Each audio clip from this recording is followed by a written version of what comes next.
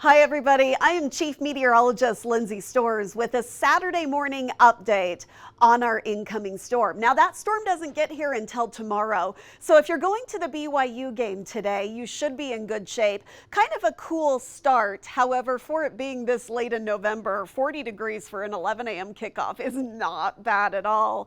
And then we're going to get up into the mid 40s by 2 p.m. No need to worry about a poncho, no rain is expected, just mostly cloudy skies.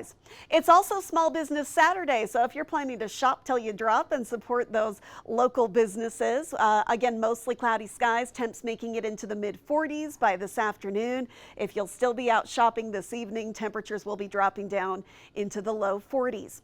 Now, if you want to put up your Christmas lights this weekend, do it today because tomorrow, that's when this storm system moves into the region. You're not going to want to be on the roof when you've got this storm moving through the state. Here it is. It's still offshore. It is a cold front that's going to move through the state. We have issued a first alert weather day for this storm. Now, I want to point out this is not a huge storm.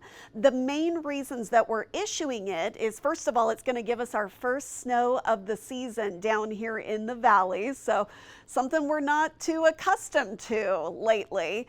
Plus, this is the main reason. It is a huge travel day tomorrow as people go home from their Thanksgiving vacations. So we wanted to let you know that even though this storm isn't huge, it could impact that travel a little bit because we could have a little bit of road snow or road slush going over some of those higher passes. So definitely not a storm that's going to prevent you from traveling tomorrow, but you will need some extra time so that you can slow down over those mountain passes.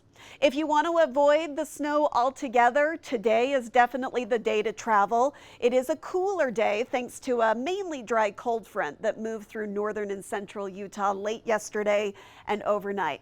You can see the clouds that will be moving in throughout the day today, and that's ahead of this next storm.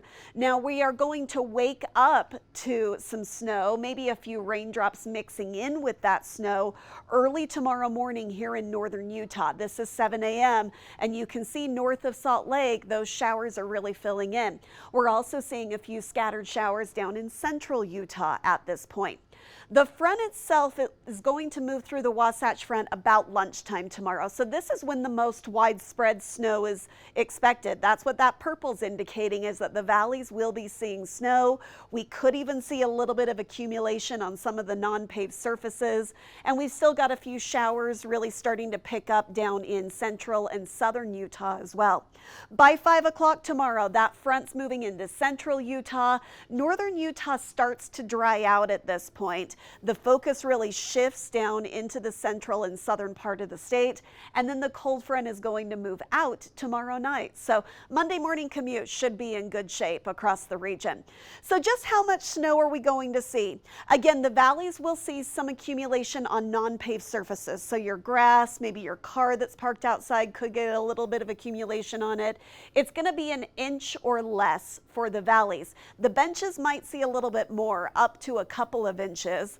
Our mountain valleys, maybe 1 to 4 inches there, like Park City and Heber.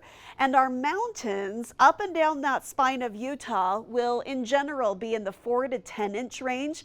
But you can see that Alta, this particular data set is putting Alta at over a foot of snow. We could get a few isolated areas that will get over a foot, but most of our resorts will get 4 to 10 inches. Hopefully that helps them get closer to opening. So St. George, you're going to be fairly dry as this storm moves through the region. You're going to see some showers in the higher elevations and those higher valleys, but St. George is just so low in elevation, you're likely not going to get much precipitation, just a lot of cloud cover.